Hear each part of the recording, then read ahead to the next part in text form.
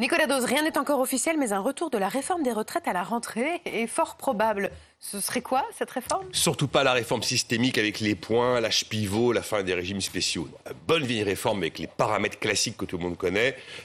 Combien je cotise, pendant combien d'années je cotise, à quel âge je pars et combien je touche quand je suis retraité. Voilà les 4 paramètres. Et parmi les paramètres, on parle bien aussi de l'âge de départ. Ben oui, c'est ça la nouveauté, c'est que ça fait depuis hier où on commence à expliquer que ça va peut-être être 62 vers 64 ans. En fait, c'est exactement la réforme Fillon 2010. On passe de 60 à 62. Cette réforme met 1 million de personnes dans la rue, mais elle sauve la soutenabilité du système de retraite depuis plus de 10 ans. Donc là, ce serait 64 ans. Alors c'est progressif, c'est pas jour-nuit, mais ça commencerait à partir des générations nées en 1961.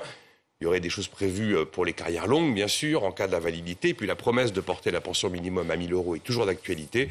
Et selon toute vraisemblance, si cette réforme est confirmée, elle sera inscrite dès la loi de finances de la sécurité sociale pour 2022, mais avec une entrée en application après la présidentielle. Que disent les syndicats ? Surtout pas, les syndicats n'en veulent pas. Et même du côté des syndicats de patrons, on dit c'est pas le moment. Voilà. La priorité, c'est l'emploi. C'est pas le moment, c'est quelque chose qu'on fait en début de mandat quand on a du capital politique et pas en fin de mandat. Bon, ça a du sens de rouvrir ce dossier explosif à quelques mois de la présidentielle ? Économiquement, oui, c'est fragile notre système. Il y a de moins en moins d'actifs face aux inactifs, face aux retraités. Puis on sait que c'est la première dépense publique qui nous ressemble et qu'une réforme des retraites,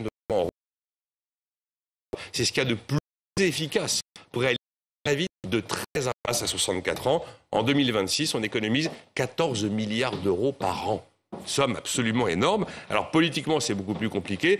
Certains disent, pour faire passer la réforme, on pourrait dire que ce que l'on va économiser va permettre de financer un 5e risque de sécurité sociale avec la dépendance, ou encore de financer un revenu minimum ou un revenu d'existence pour les jeunes de moins de 25 ans qui, vous le savez, n'ont pas accès aujourd'hui au RSA. Puis il y a quand même un aspect très politique dans ce choix potentiel de réformer les retraites. D'une certaine manière, ça revient à retirer à la droite un de ses thèmes favoris pour 2022.